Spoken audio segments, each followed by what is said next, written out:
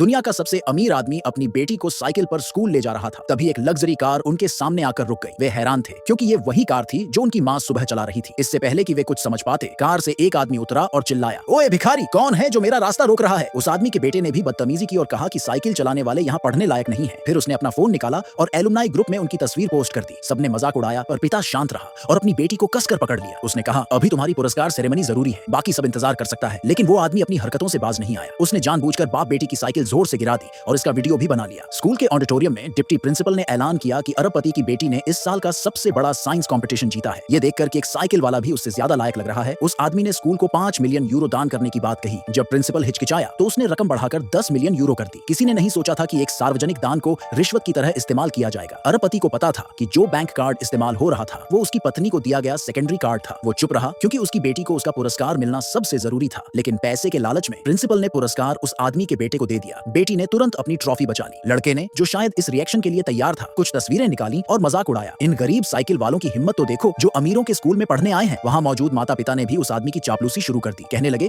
कि लड़की जरूर कोई गरीब मेधावी छात्रा होगी जिसे स्कूल ने अपने रिजल्ट सुधारने के लिए भेजा है। लड़के ने लड़की को परेशान करने की कोशिश की पर अरबपति ने उसे तुरंत रोक दिया। इस समय तक उस घमंडी आदमी को नहीं पता था कि अरबपति ने बदला लेने की तैयारी कर ली थी। जो कार्ड उसने प्रिंसिपल को दिया था वो अभी अभी फ्रीज हो चुका था। आदमी हक्का बक्का रह गया और जो माता पिता उसकी तारीफ कर रहे थे अब उसका मजाक उड़ाने लगे। उसने तुरंत एक महिला को फोन किया, शिकायत की कि उसका कार्ड ब्लॉक हो गया है और 50 करोड़ यूरो ट्रांसफर करने को कहा। अरबपति को शक था कि उसकी पत्नी ने धोखा दिया है, लेकिन उसने अपनी बेटी को शांत किया और कहा कि वो जल्दबाजी में फैसला न करे। थोड़ी देर बाद पत्नी ने फोन करके कार्ड फ्रीज होने के बारे में पूछा और जोर देकर कहा कि उसे 50 करोड़ यूरो चाहिए। अरबपति चुप रहा, लेकिन उस आदमी को तुरंत ट्रांसफर की सूचना मिली और अरबपति को पैसे निकलने का एसएमएस आ गया। वो उम्मीद नहीं कर रहा था कि उसकी पत्नी इस तरह सरकारी पैसा निकाल लेगी। ये उसकी हद पार कर गया था। उधर डिप्टी प्रिंसिपल को भी 20 करोड़ यूरो मिल गए थे। उस आदमी की चापलूसी करने के लिए उसने 2 सिक्योरिटी गार्ड्स को अरबपति को बाहर निकालने के लिए बुलाया, लेकिन अरबपति ने भी दान की पेशकश की, इस बार 44 करोड़ यूरो यानी 2 गुना। सबने मजाक उड़ाया, क्या तुम अपने आप को सबसे अमीर आदमी समझते हो? एक साइकिल वाला तो अरबपति जैसा दिखता भी नहीं। शक का सामना करते हुए अरबपति ने चुपचाप पैसे ट्रांसफर कर दिए। ट्रांसफर कंफर्म होने की आवाज ने सबको चुप करा दिया। अब उस आदमी को बचे हुए 30 करोड़ यूरो ट्रांसफर करने पड़े ताकि वो अरबपति से 10 करोड़ यूरो ज्यादा दे सके। लेकिन अरबपति ने तुरंत 15 करोड़ यूरो और भेज दिए,